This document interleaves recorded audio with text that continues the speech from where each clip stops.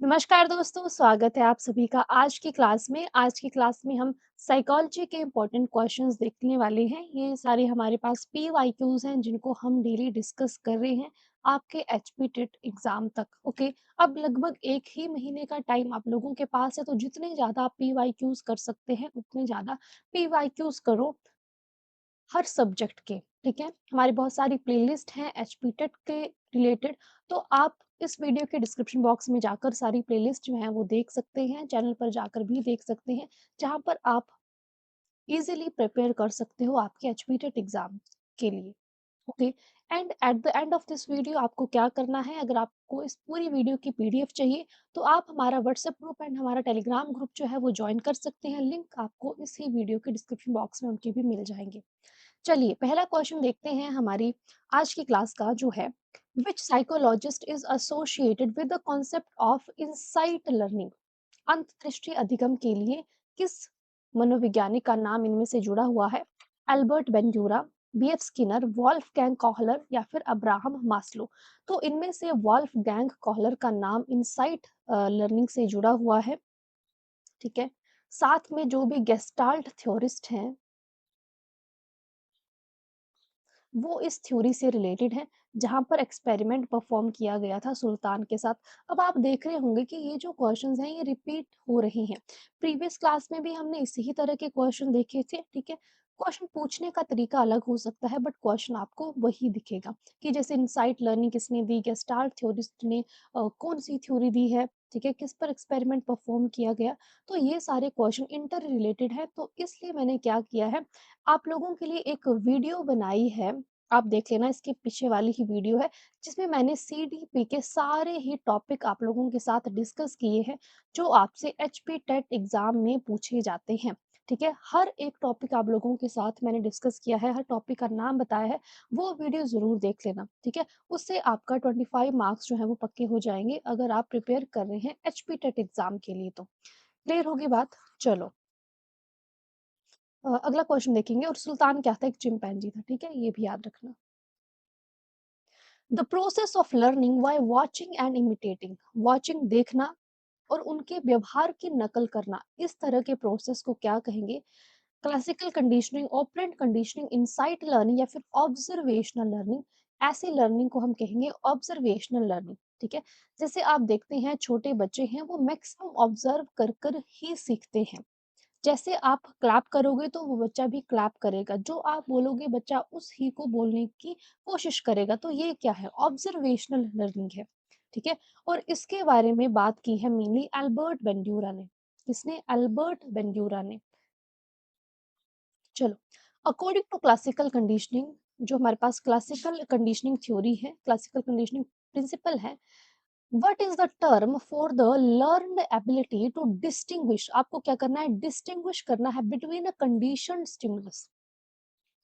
जिस स्टिमुलस की कंडीशनिंग की गई है और उसको आपको डिस्टिंग्विश करना है, आपको उसमें अंतर ढूंढना है किसी इररिलेवेंट स्टिमुलाई के साथ। फॉर एग्जाम्पल, जैसे कंडीशनिंग किसकी की गई थी? कंडीशनिंग की गई थी बेल की। एक तो बेल की आवाज आ रही है और एक किसी और चीज की आवाज आ रही है, मान लो डोर के बंद होने की आवाज आ रही है। ठीक है, तो जो बेल थी ये क्या है? ये तो कंडीशनड स्टिमुलस है। ये क्या है? कंडीशनड स्टिमुलस है। जबकि डोर की आवाज जो होना, ये क्या है? इट इज अनकंडीशनड स्टिमुलस, इस पर कोई भी कंडीशन नहीं की है। अब डॉग जो है वो क्या कर रहा है? वो डिस्टिंग्विश कर पा रहा है इन दोनों स्टिमुलस के बीच में। ठीक है, अनकंडीशनड समझ लो या फिर इसको इररिलेवेंट स्टिमुलस समझ लो कि ठीक है, दरवाजे की आवाज आई, कोई बात नहीं, कोई अंदर आ रहा नहीं आ रहा उससे कोई बात नहीं, दरवाजे की आवाज आई तो ये क्या? It is an irrelevant stimulus. जबकि bell was the conditioned stimulus. अब डॉग ने सीख लिया इन दोनों के बीच में डिस्टिंग्विश करना। ठीक है, और जब बेल की आवाज आ रही है कंडीशन स्टिमुलस की, तो फिर जो कंडीशन रिस्पॉन्स है यानी कि जो सलाइवा है वो प्रोड्यूस हो रहा है, और इररिलेवेंट स्टिमुलस का कोई भी आगे अफेक्ट नहीं हो रहा है, उससे कोई भी रिस्पॉन्स नहीं आ रहा है। तो डॉग ने जब इन दोनों के बीच में भेदभाव करना सीख लिया तो इसको हम बोलते हैं डिस्क्रिमिनेशन। डिस्क्रिमिनेशन, दो चीजों के बीच में अंतर करना सीख लिया, that is discrimination. Option A. A student studies hard to avoid failing a test. पीछे भी हमने एक क्लास में बात की थी इस क्वेश्चन की। एक बच्चा है वो पढ़ता है किस वजह से, कड़ी मेहनत कर रहा है किस वजह से कि वो परीक्षा में फेल ना हो जाए। तो ये कैसा उदाहरण है? Positive reinforcement, negative, positive punishment, negative punishment. It is a kind of negative reinforcement. बच्चा इसलिए नहीं पढ़ रहा है कि उसे पास होना, अच्छे मार्क्स लाने हैं, वो इसलिए पढ़ रहा है ताकि वो फेल ना हो जाए। It is negative reinforcement. Once the problem is identified, problem identify हो गई है, अब रिसर्चर जो है, शोधकर्ता जो है, वो क्या करता है? एक टेंटेटिव आंसर बना रहा है उस प्रॉब्लम का। ठीक है? कि शायद इससे ये प्रॉब्लम सॉल्व हो सकती है, तो इसको हम क्या कहते हैं? इसको कहा जाता है हाइपोथेसिस। हम एक परिकल्पना बनाते हैं, एक हाइपोथेसिस बनाते हैं। पहले प्रॉब्लम जो है वो आइडेंटिफाई होगी, फिर हम हाइपोथेसिस बना रहे हैं। ठीक है? फिर उस हाइपोथेसिस को इम्प्लीमेंट किया जाता है कि ये काम कर रही है या फिर नहीं कर रही है। ठीक है? दैट इज हाइपोथेसिस, परिकल्पना। Option C. The school of psychology whose goal was to identify the basic elements of experience was called। मनोविज्ञान की वह शाखा जिसका उद्देश्य क्या है? अनुभव के मूल तत्वों की पहचान करना। ठीक है? छोटे छोटे एलिमेंट्स के बारे में पहचान करना। फंक्शनलिज्म या फिर स्ट्रक्चरलिज्म, तो इसको कहा जाता है स्ट्रक्चरलिज्म, जहां पर आप बेसिक एलिमेंट, छोटे छोटे स्ट्रक्चर की पहचान करते हो। ठीक है? इट इज स्ट्रक्चरलिज्म, संरचनावाद। ओके। और जो स्ट्रक्चरलिज्म का कॉन्सेप्ट है, ये जो स्कूल है, ये किसने दिया? विलियम वुंट ने और ईवी टिचनर ने। ठीक है? कई बार आपसे पूछ लिया जाता है who is the father of structuralism. अगर ऑप्शन में वुंट है तो वुंट टिक करो, और वुंट नहीं और टिचनर है तो टिचनर टिक करो। क्लियर होगी बात? ये क्वेश्चन भी आपसे पूछा जाता है। ओके। एंड ऑल्सो जो स्ट्रक्चरलिज्म है, जो संरचनावाद है, it is the first school of thought in psychology.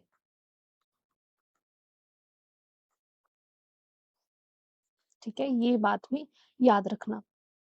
और ये जो स्ट्रक्चरलिज्म है, यानी कि संरचनावाद है, इसका मेन गोल यही है कि छोटे छोटे एलिमेंट्स की पहचान करना। ओके। एंड ऑल्सो ये जो स्ट्रक्चरलिज्म है, it use introspection method.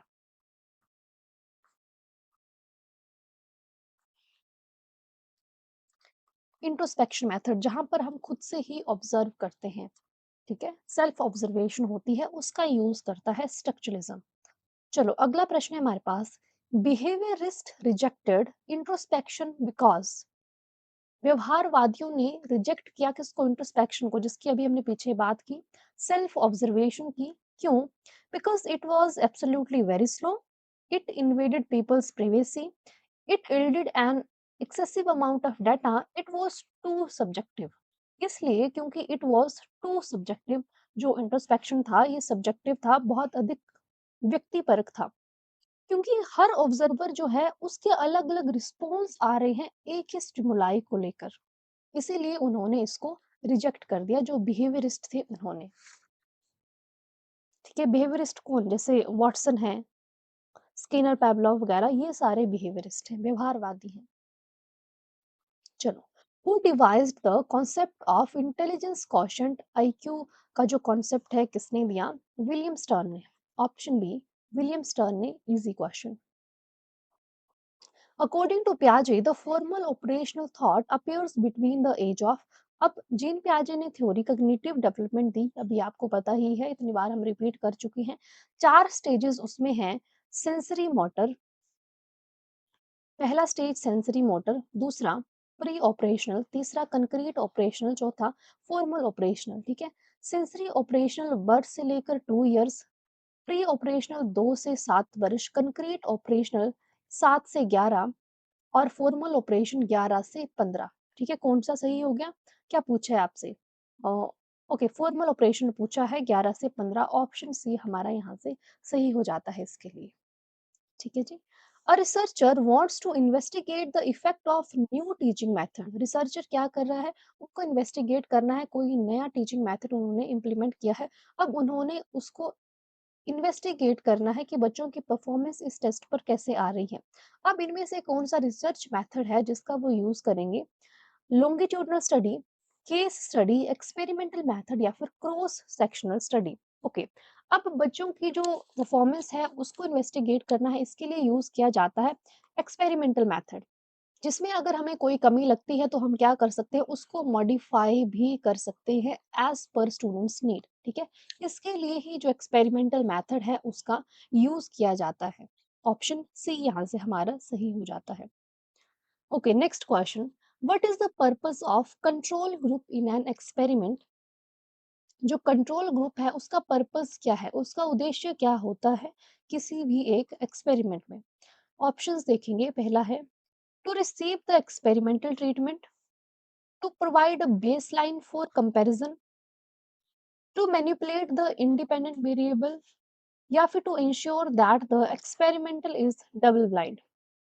Okay, control group का ये काम है कि हमें बेसलाइन प्रोवाइड करनी है कंपैरिजन के लिए। कंट्रोल ग्रुप ऐसा समूह होता है जिसको किसी भी तरह की एक्सपेरिमेंटल ट्रीटमेंट नहीं दी जाती है, ठीक है? उसके साथ कंपैरिजन किया जाता है। जैसे देखो, अब पूरा ग्रुप है, एक ग्रुप ये होगा और ये होगा आपका कंट्रोल ग्रुप, ठीक है? This is the control group. अब इसको कोई ट्रीटमेंट दी गई है इस ग्रुप को, और इसको कोई भी ट्रीटमेंट नहीं दी गई है।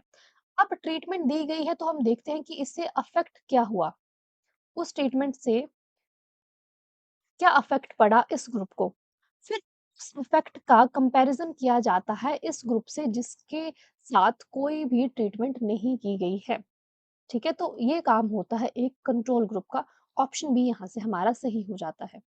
Which of the following is a measure of central tendency? Central tendency कौन सी इसमें से? Range, standard deviation, variability, mean. Okay, mean, median और मोड, ये है हमारे पास सेंट्रल टेंडेंसी के मेजर। ऑप्शन डी यहाँ से हमारा सही हो जाता है क्योंकि यहाँ पर मेन दिया हुआ है। Next question, the process of consciously focusing on and processing a limited amount of information from the sensory environment is known as। हमें क्या करना है? फोकस करना है एक लिमिटेड इंफॉर्मेशन पर, एक संवेदी वातावरण से। उस प्रक्रिया को क्या बोलेंगे, उस प्रोसेस को क्या बोलेंगे? रिहर्सल, एनकोडिंग, परसेप्शन, अटेंशन, इसको बोलेंगे अटेंशन। जब आप ध्यान से देखते हैं, बहुत सारा शोर है, फिर भी आप एक इंफॉर्मेशन पर फोकस करते हैं, फिर वहां से इंफॉर्मेशन कलेक्ट करते हैं, उसको बोलते हैं अटेंशन, कि आपने ध्यान से सुना वहां से, है ना? It is attention. Which type of memory involves motor skills and habits? कौन सी मेमोरी है जिसमें मोटर स्किल्स इन्वॉल्व होंगे? Episodic, semantic, procedural, explicit? It is procedural memory. जैसे आप बाइसिकल चला रहे हैं, आप बाइक चला रहे हैं, तो ये क्या है? These are the motor skills. और ये कहाँ पर स्टोर होती है? आपकी प्रोसीजरल मेमोरी में, जिनको आप चलाना नहीं भूलेंगे चाहे कितना भी टाइम हो जाए, ठीक है? एक बार आपको चलानी आती है तो आप भूलेंगे नहीं, ये चलेगी आपकी प्रोसीजरल मेमोरी में। ऑप्शन सी यहाँ से हमारा सही हो जाता है। A rat learns to press a lever in order to receive food, किस तरह का एग्जाम्पल है ये? कौन सी कंडीशनिंग है ये? चूहा क्या करता है? बार बार भोजन प्राप्त करने के लिए एक लेवर जो है उसको दबाना सीख जाता है। पहली बार तो उसे गलती से लीवर दब गया और उसने देखा खाना आ गया। अब वो बार बार उस लीवर को दबा रहा है और वहां से खाना आ रहा है। तो ये कैसा एग्जाम्पल है, कौन सी थ्योरी का? It is an example of operant conditioning. Option B, जहां पर रैट के साथ एक्सपेरिमेंट परफॉर्म किया गया था, ठीक है? चलो, in classical conditioning the neutral stimulus becomes a conditioned stimulus through। Classical conditioning में क्या होता है कि एक जो न्यूट्रल स्टिमुलस है वो किस में कन्वर्ट हो जाता है? कंडीशनल स्टिमुलस में। कैसे? आपके पास है एक न्यूट्रल स्टिमुलस, अब ये बन जाएगा आपका कंडीशनड स्टिमुलस। न्यूट्रल स्टिमुलस माना क्या है हमारा? न्यूट्रल स्टिमुलस पावलोव की थ्योरी में था बेल, ठीक है? अब ये कंडीशन स्टिमुलस में कैसे कन्वर्ट हुआ? जब बेल के साथ क्या दिया गया? फूड दिया गया विच वाज अनकंडीशनड स्टिमुलस, ठीक है? पहले बेल बजाई गई, फिर फूड दिया गया, बार बार बार बार ऐसा ही किया गया।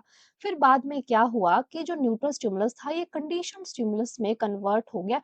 यानी कि अब जब बेल बजाई जाएगी तो डायरेक्ट कंडीशन रिस्पॉन्स आएगा, यानी कि सलाइवा प्रोड्यूस होगा अगर आप खाना नहीं देते हैं तब भी। ठीक है, तो ऑप्शन डी यहाँ से हमारा सही हो जाता है, दैट इज इट की एसोसिएशन विद अनकंडीशनड स्टिमुलस। जब न्यूटन स्टिमुलस दिया जाता है तो वो कंडीशनल स्टिमुलस बन जाता है। Which theory suggests that forgetting occurs because memory traces fade over time? कौन सी थ्योरी बताती है कि हम भूल जाते हैं कोई चीजें क्योंकि समय के साथ जो मेमोरी ट्रेसेस हैं, जो स्मृति चिन्ह है, वो धुंधले पड़ जाते हैं।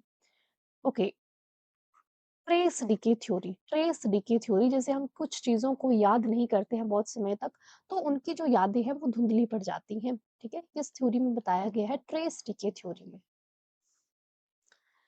What is the process of reducing the occurrence of a behavior by presenting aversive stimulus? किसी व्यवहार की पुनरावृत्ति की वो जो बिहेवियर है वो कम हो, और उसके लिए क्या करेंगे, प्रतिकूल उद्दीपक यानी कि अवर्सिव स्टिमुलस प्रोड्यूस करेंगे। और वो स्टिमुलस क्या होगा, रीइंफोर्समेंट, पनिशमेंट, एक्सटिंक्शन, हैबिचुएशन। ठीक है, अगर आप चाहते हैं कि कोई व्यवहार है वो ना हो, तो उसके लिए पनिशमेंट दी जाती है। ठीक है, कि वो व्यवहार जो है वो दोबारा रिपीट ना हो, and it is a kind of aversive stimulus. Option B यहाँ से हमारा सही हो जाता है। Which psychologist is known for his research on the effect of observational learning and aggression in children? किस साइकोलॉजिस्ट को जाना जाता है इसके लिए? Maslow, Freud, Bandura, Watson. Okay, Albert Bandura को जाना जाता है ऑब्जर्वेशनल लर्निंग के लिए। अकॉर्डिंग टू ऑपरेंट कंडीशनिंग अभी पीछे देखा, which of the following schedule of reinforcement typically produces the high rate of responding? ये यहाँ पर क्या है, reinforcement schedules हैं। ओके, अब इनमें से कौन सा reinforcement schedule है जिससे हमें हाईएस्ट रेट ऑफ रिस्पॉन्स जो है वो मिलेगा? फिक्स रेशो है, वेरिएबल रेशो है, फिक्स इंटरवल, वेरिएबल इंटरवल। तो it is variable ratio. Variable ratio कैसे, कि आपको पता नहीं है कि आपको जो रीइंफोर्समेंट है वो कब मिल जाए। वेरिएबल यही है कि आपको पता नहीं है कि आपको रीइंफोर्समेंट कब मिल जाए। हाईएस्ट रेट ऑफ रिस्पॉन्स जो है वो इसी से ही मिलते हैं। Option B. Next question, who coined the term serial position effect? Serial position effect जो है किसने दिया? हरमन एबिंगहॉस ने दिया। ठीक है, सीरियल पोजीशन इफेक्ट क्या बताता है कि जैसे जो चीजें आपने सबसे पहले पढ़ी हैं और जो चीजें सबसे लास्ट पढ़ी हैं वो आपको ज्यादा याद रहती हैं एज कंपेयर टू जो आपने बीच में पढ़ी हुई होती हैं। इसी को बोलते हैं serial position effect, and it was given by Hermann Ebbinghaus.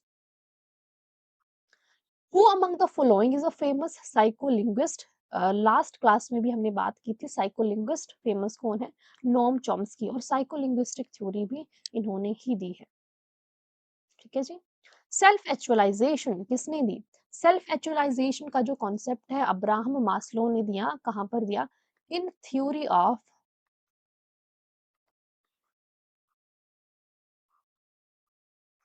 Hierarchy of needs. Theory of hierarchy of needs में जो टॉप नीड है that is self actualization, which was given by Abraham Maslow. Term psychology किसने introduce की? Rudolf Gockel. पूरा नाम Rudolf गॉकल। Option A. ठीक है, कब इस्तेमाल किया? 1590 में, 1590 में। Next one, among the following who introduce the concept of the stages of moral development? ठीक है, नैतिक विकास के चरण किसने दिए? लॉरेंस कोहलबर्ग ने दिए। ठीक है, लॉरेंस कोहलबर्ग ने दिए मॉरल डेवलपमेंट के stages. Option D. Which type of thinking involves approaching a problem with a single correct solution? कौन सी तरह की थिंकिंग है? Convergent, divergent, critical, creative. ये लास्ट क्लास में भी हमने बात की थी, I think last to last class में। ठीक है, कि कौन सी थिंकिंग ऐसी है जहां पर हमारे पास एक ही करेक्ट सॉल्यूशन जो है वो आता है। अब इसका आंसर आप लोग मुझे बताएं क्योंकि ऑलरेडी हम इस पर बात कर चुके हैं। ठीक है, आपको इसका आंसर क्या है कमेंट बॉक्स में कमेंट करके बताना है, जो पहले करेगा उसको पिन किया जाएगा। ठीक है जी। Okay, which type of memory is involve in remembering specific life events? Life events और जो पर्सनल एक्सपीरियंसेस हैं किस मेमोरी में स्टोर रहती हैं? प्रोसीजरल तो हो गई, implicit, episodic, semantic. Okay. It is a kind of episodic memory जहाँ पर आपको कुछ इवेंट्स, कुछ एपिसोड्स याद रहते हैं। जैसे आपने 5 या 10 साल पहले स्कूल में क्या किया था किसी स्पेशल फंक्शन में, एनुअल फंक्शन में, तो वो छोटे-छोटे इवेंट्स जो हैं वो आपको याद रहेंगी और वो स्टोर होती हैं आपकी एपिसोडिक मेमोरी में, ऑप्शन सी।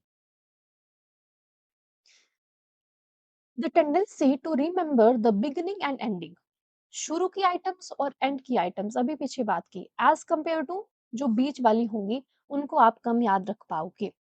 किस तरह का इफेक्ट है? It is called as serial position effect which was given by Hermann Ebbinghaus. ठीक है, अभी पीछे ही बात की थी हमने।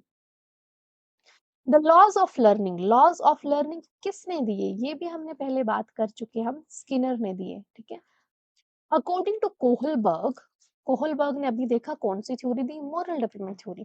तो उसमें बात की गई है कौन से लेवल में individuals make decision based on internalized ethical principle. Ethical principle पर डिसीजन कब बच्चे लेते हैं, कौन सी स्टेज में पहुंच जाते हैं? जब वो होते हैं पोस्ट कन्वेंशनल। ठीक है, पहला लेवल आता है प्री, दूसरा कन्वेंशनल, तीसरा पोस्ट कन्वेंशनल। तो जो पोस्ट कन्वेंशनल लेवल होता है वहां पर जो बच्चे हैं वो डिसीजन लेते हैं एथिकल प्रिंसिपल के बेसिस पे कि जो सोसाइटी जो एथिक्स के लिए सही है हम वो काम करेंगे। ठीक है, वहां पर उनकी मोरालिटी जो है वो चेक होती है। ऑप्शन सी यहाँ से हमारा सही हो जाता है। ठीक है जी, तो आज की क्लास में हमने अगेन 30 क्वेश्चन डिस्कस कर दिए। आपको वीडियोस इंफॉर्मेटिव लग रही हैं तो आप वीडियोस को लाइक कर सकते हैं, हमारे चैनल्स को सब्सक्राइब कर सकते हैं, और पीडीएफ के लिए आपको पता है क्या करना है, टेलीग्राम और व्हाट्सएप ग्रुप को ज्वाइन कर लो, वहां पर आपको मिल जाएंगी next day. Thank you so much for watching, bye bye, take care.